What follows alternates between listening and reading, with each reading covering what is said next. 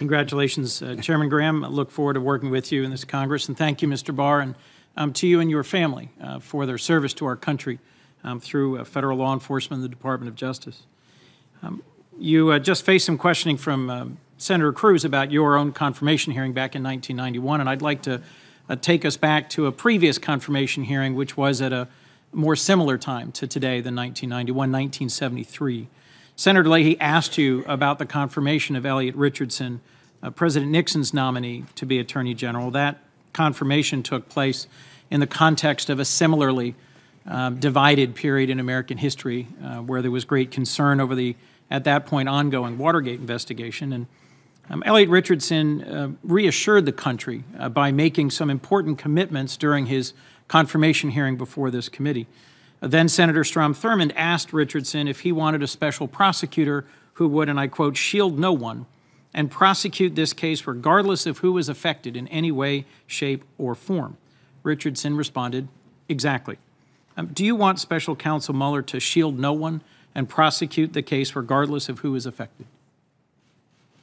I want Special Counsel Mueller to discharge his responsibilities as a federal prosecutor and exercise the judgment that he's expected to exercise under the rules and finish his job.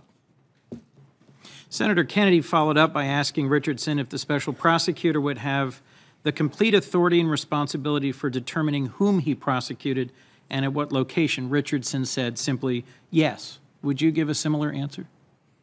No, I would give the answer that's in the current regulations, which is that the special counsel has, broad discretion, but the acting attorney general in this case, Rod Rosenstein, can ask them about major decisions, and if they disagree on a major decision, and if after giving great weight to the special counsel's position, the acting attorney general felt that it was so unwarranted under established policies that it should not be followed, then that would be reported to this committee. Forgive me. I've got 7 minutes left. I have a number of other questions. Let me just make sure I understand you. Senators asked Elliot Richardson what he would do if he disagreed with the special prosecutor. Richardson testified to the committee the special prosecutor's judgment would prevail. That's not what you're saying. You're saying that if you have a difference of opinion with Special Counsel Mueller, you won't necessarily back his decision. You might overrule it. Under the regulations, there is the possibility of that, but this committee would not, would be aware of it. A lot of water has gone under the dam since Elliot Richardson, and a lot of different administrations on both parties have experimented with special counsel arrangements. Well, and the existing rules, I think, reflect the experience of both Republican and Democratic administrations and strike the right balance. They are put together in the Clinton administration after Ken Starr's investigation. That's right. So the current regulations on the books right now prevent the Attorney General from firing without cause the special counsel. They require misconduct, dereliction of duty, incapacity, conflict. Will you follow that standard? Of course. What if the president asked you to rescind or change those special counsel regulations? I think those special counsel regulations should stay in place for the duration of this investigation, and we can do a postmortem then, but I have no reason to think they're not working. So most famously, when directed by President Nixon to fire the special counsel, the prosecutor investigating Watergate, Richardson refused and resigned instead, as we all well know. If the president directed you to change those regulations and then fire Mueller, or simply directly fired Mueller, would you follow Richardson's example and resign instead? Assuming there was no good cause? Assuming no good cause. I would not carry out that instruction. Let me bring us forward to your 1991 hearing in front of this committee. You explained at the time how you would handle the BCCI case, and ironically, Robert Mueller, the same individual, was at that point the head of the criminal division. And you testified that you had directed Mueller to spare no resources, use whatever resources are necessary, and pursue the investigation as aggressively as possible and follow the evidence anywhere and everywhere it leads. Would you give similar direction to Robert Mueller today? I don't think he needs that direction. I think that's what he's doing. You also said at that hearing that Robert Mueller in that investigation had full cooperation, full support, and carte blanche. Could he expect a similar level of support from you as Attorney General? Yeah, he will. As I said, I'm going to carry out those regulations, and I want him to finish this investigation. I think we all do. And I am encouraged by things you've said about this and just want to make sure we've had as clear a conversation as we can. Attorney General Richardson also testified the relationship between the President and the Justice Department should be arm's length. You've said similar things about the importance of shielding the department from political influence. Can you make a similar commitment to us to maintain an arm's length relationship between the Justice Department and the President regarding the special counsel investigation and other investigations? Yeah, well, remember I said that there are like 3 different functions generally that the Attorney General performs. I think on the enforcement side, especially where matters are of either personal or political interest to people at the White House, then there has to be an arm's length relationship. The White House counsel can play a constructive role in that as well. Let me ask, if the President asked for information that could well be used to interfere with the special counsel investigation, to misdirect or curtail it in some way, would you give it to him? No, I mean, there are rules on what kind of information can flow and what kind of communications can go between the White House, and I would follow those. But the basic principle is that the integrity of an investigation has to be protected.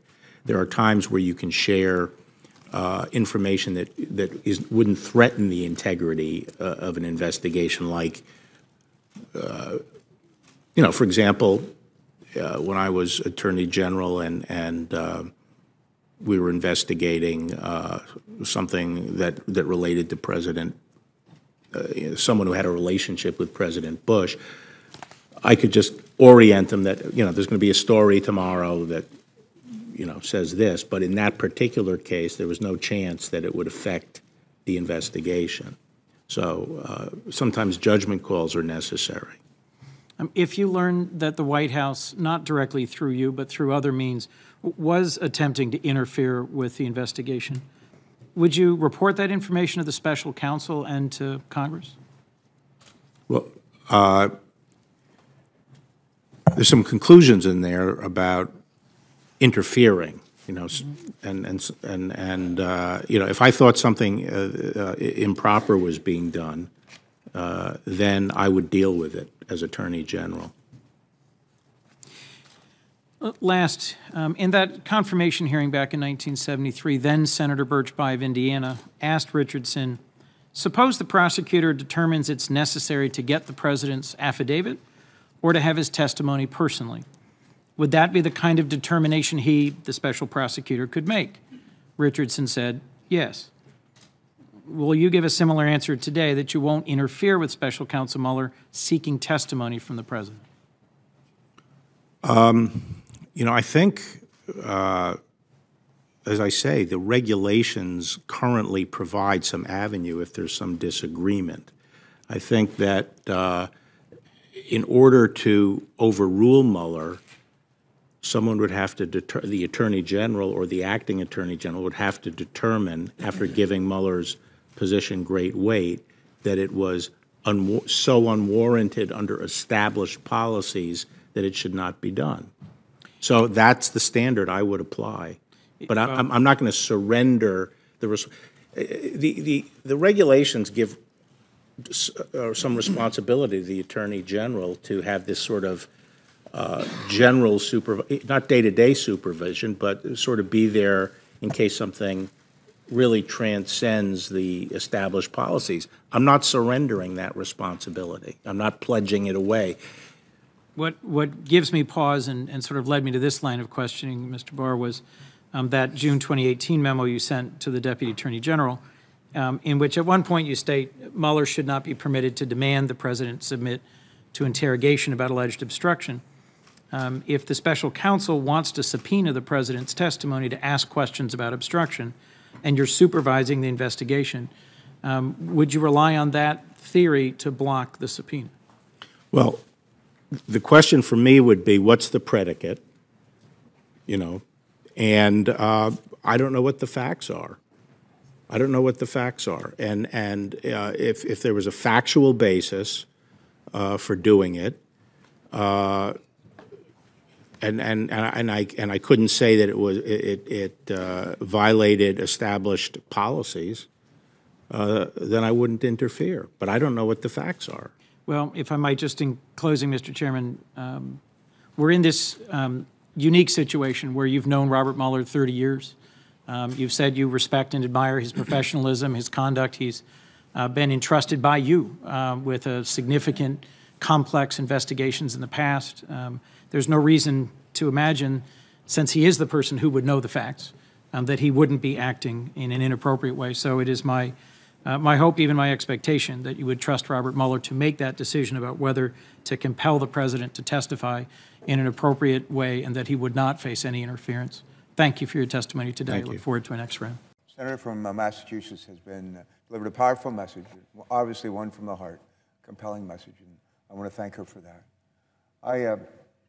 We had a bunch of new pages here, Mr. President, and they showed up for duty earlier this week. And they are generally, I think, rising juniors, and probably 16 years old or so.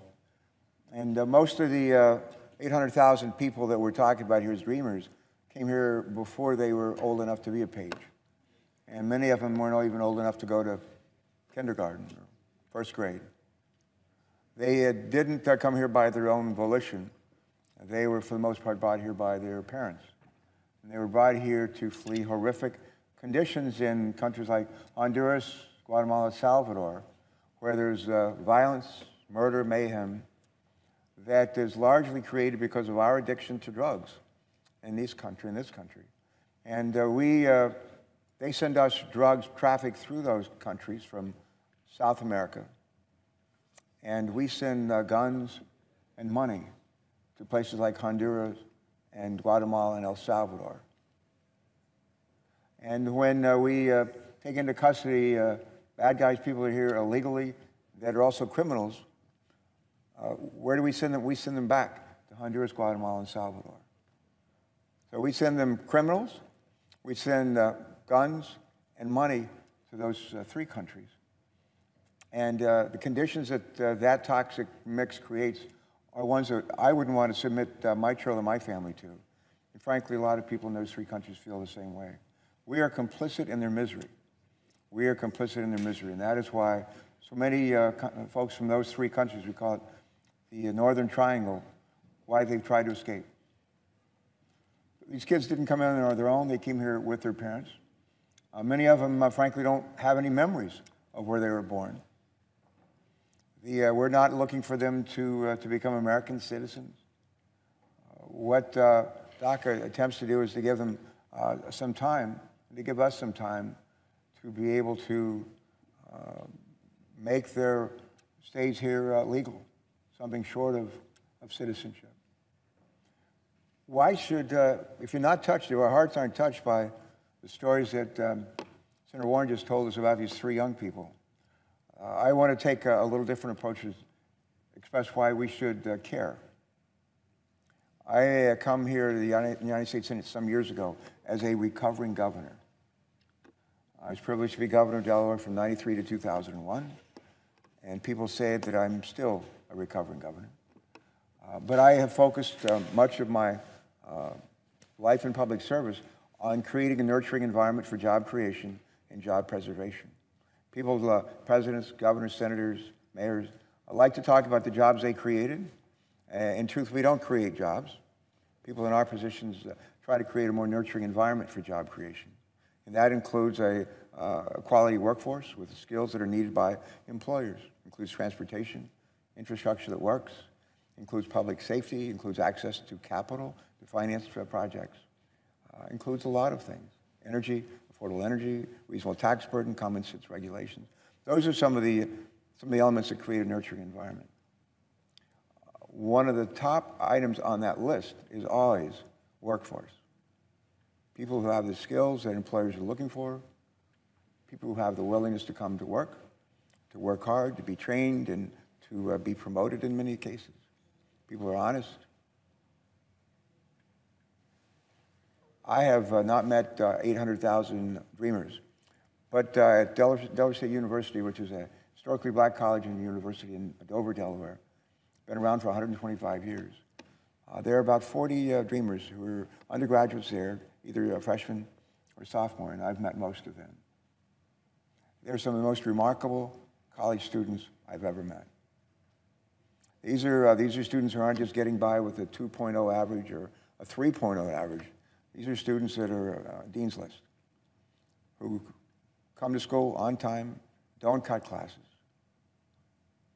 make excellent grades, work, in many cases, part-time jobs to help support their time in school, and who are anxious to be able to make real contributions to our community, to our state, and to our country.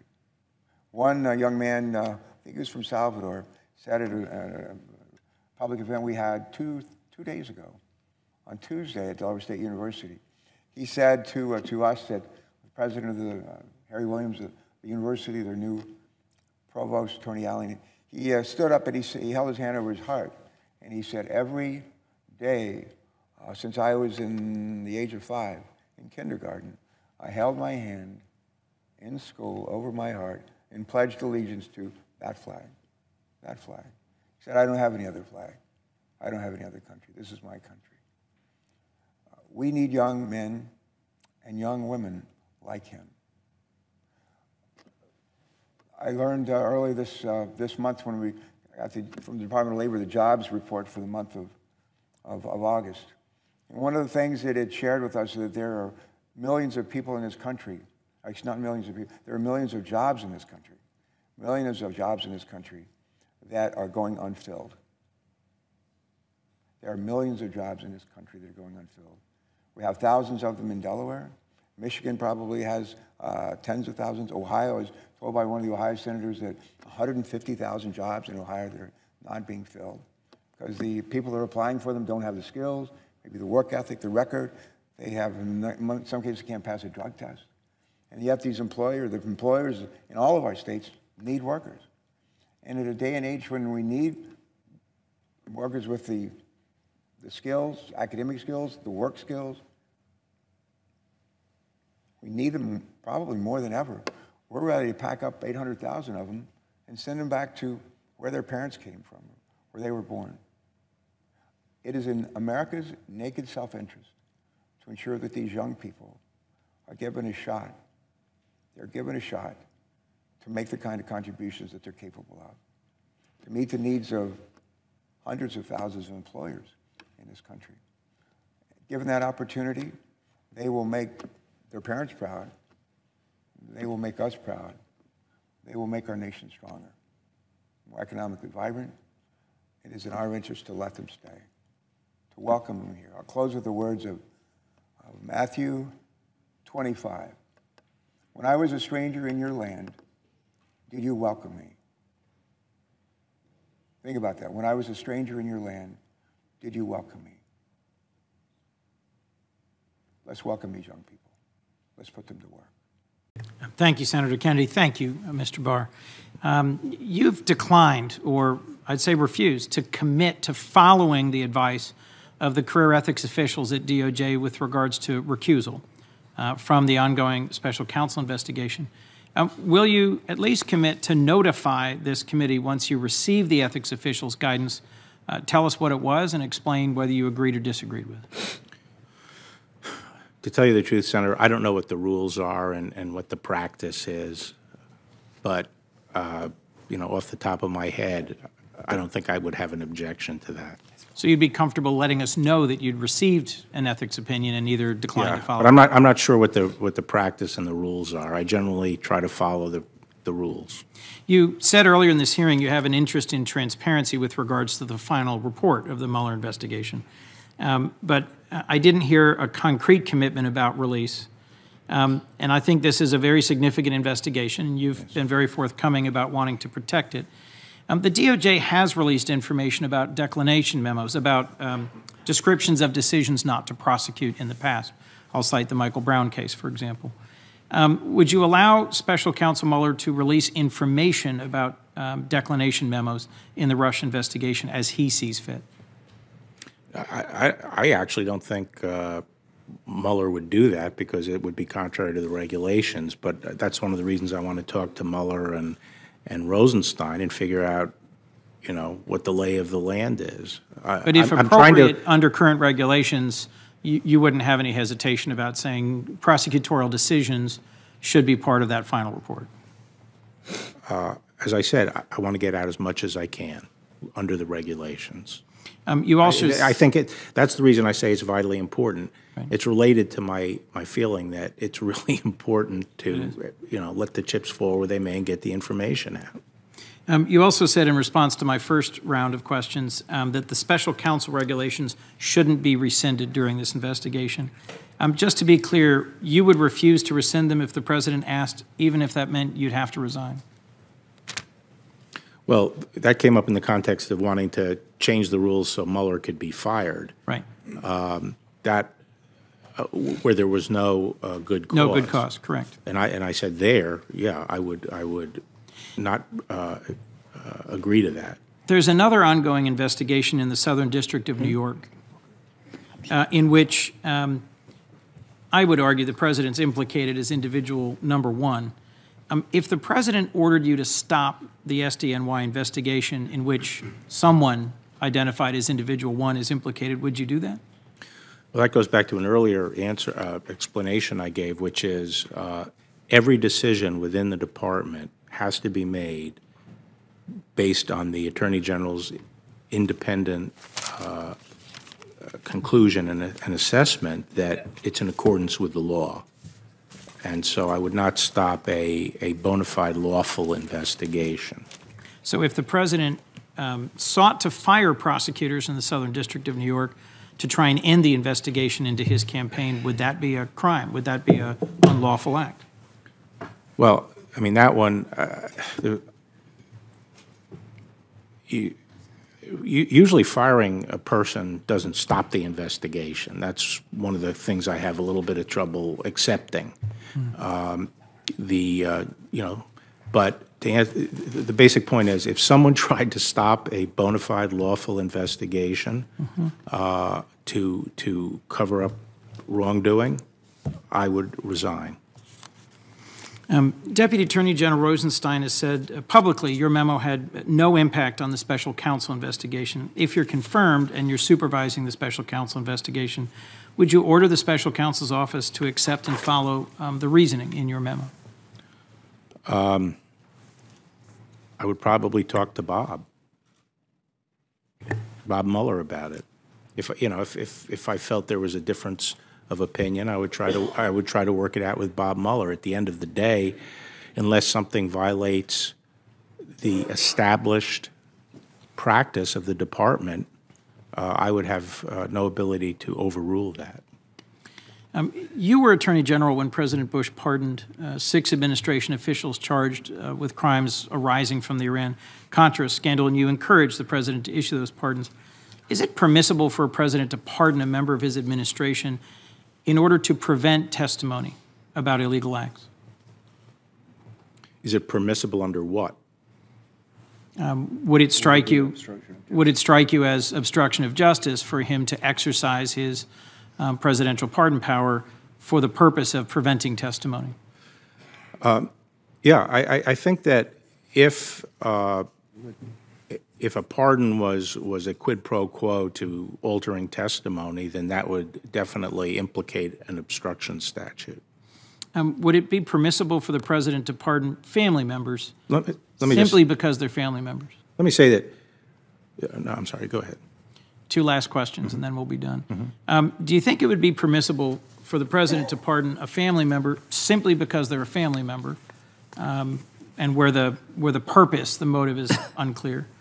And do you think it would be permissible for a president to pardon himself? Yeah. So here, The problem is, under the Constitution, there are powers, but you can abuse a power. So the answer to your question, in my opinion, would be, yes, he does have the power to pardon a family member, but he would then have to face the fact that he could be held accountable for abusing his power. Or if it was connected to some act that violates an obstruction statute, it could be obstruction. How would he be held accountable? Well, in the absence of a violation of a statute, which is, as you know, in order to prosecute someone, they have to violate a statute. In the absence of that, then he'd be accountable politically. Thank you for your interest today.